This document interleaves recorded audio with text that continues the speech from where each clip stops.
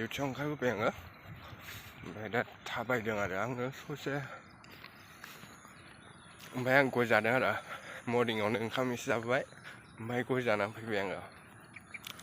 दा हारसिं थाबायबोदों आं दिनै लोगो गैया लोगोआ दंमोन आरो आंनिबो होआसै आरो लोगोफोरखौ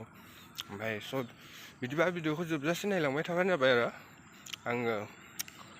दा थाबायगासिनो आरो लामाया बिराद हाब्रु दं आरो ओमफ्राय दा बारस'बोदों आङो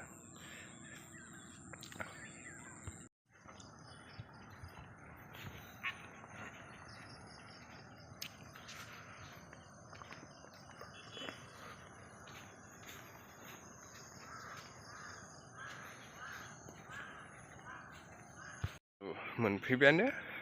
आं दा बेखौ ओरै सर्टकाट लामाजों फैदों आरो उफाय गैया बेजों बारस'बोबाय आङो लोगोफोरखौ दिनै नेबोआसै आरो आङो ओमफ्राय ओरैनो आं दा थाबायबोगासिनो आरो दा जोंना मर्निंआवनो जायो नालाय 6टानिफ्राय 12 घन्टा डिउटि जायोबा 6टासिम जागोन आरो ओमफ्राय एखमबा 8 घन्टा फैयो सामफ्रामबो 12 घन्टा जानो नागिरा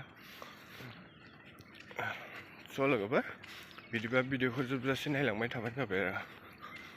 आं देखायलांबाय थागोन एसे गोजान जायो आरो जोंनि माबाया कम्पानिया जों मावनाय कम्पानिया एसे गोजान जायो आरो ओमफ्राय सर्टकाटानो जायो थाबायनो सामफ्रामबो मर्निंनि एक्सारसाइज बायदि थाबायबाय थायो आरो जोङो ओमफ्राय नै ओरैजाय दहला दं आरो बे हाब्रु खोथलि पानबारि बेजों थाबायबोदों आरो आं दिनै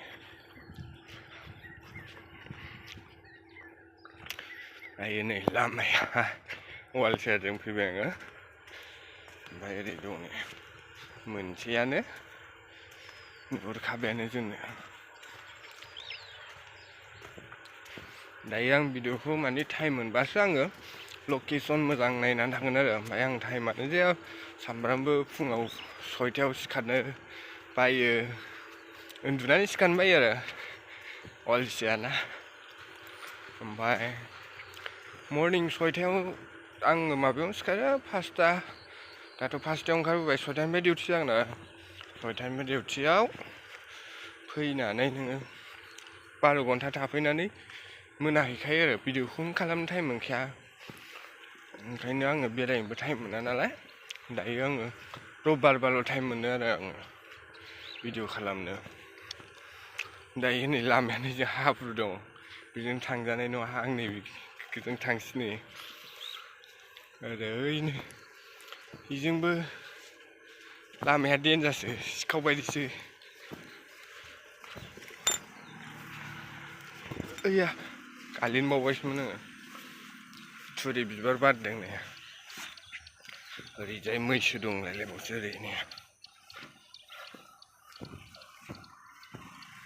बिराद हाद्रि जायो आरो बेजों ओमफ्राय आं फैनो बायो दिनै उफाय गैया बेजों फैबाय आं फैनो गोसो जानानै हाद्रिबाबो नैबे लामाजों